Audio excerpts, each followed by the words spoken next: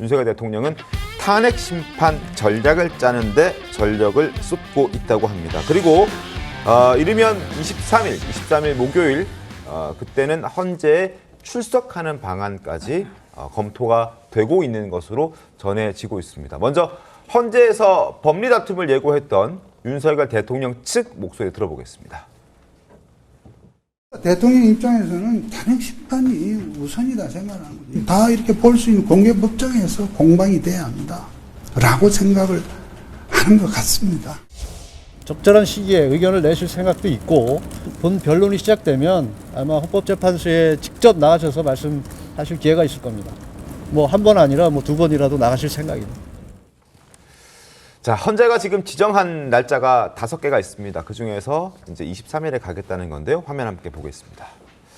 14일 다음 주 화요일에 첫 이제 정식 재판이 시작되는 겁니다. 그리고 일주일에 2번씩 하기로 지금 예고가 되어 있기 때문에 14일과 16일 그리고 그 다음 주 21일과 23일 그리고 2월 4일까지 지금 이제 기일이 잡혀 있는 상황인데 윤석열 대통령이 출석하겠다고 지금 검토가 유력하게 되고 있는 날짜는 1월 23일입니다.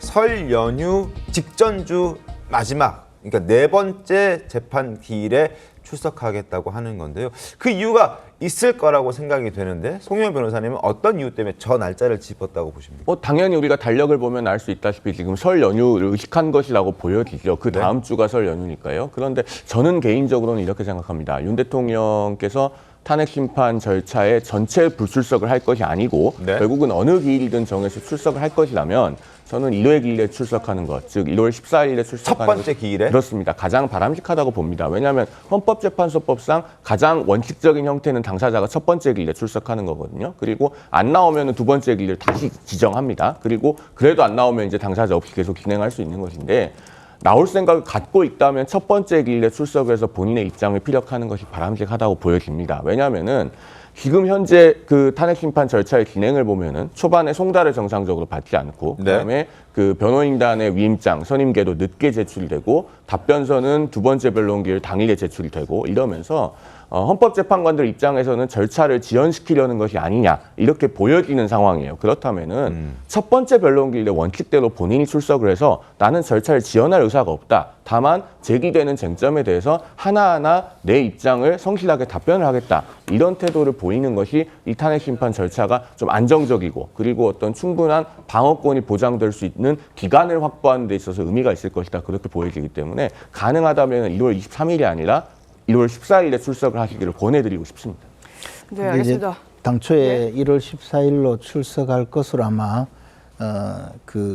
정했다가 최근에 이제 민주당 측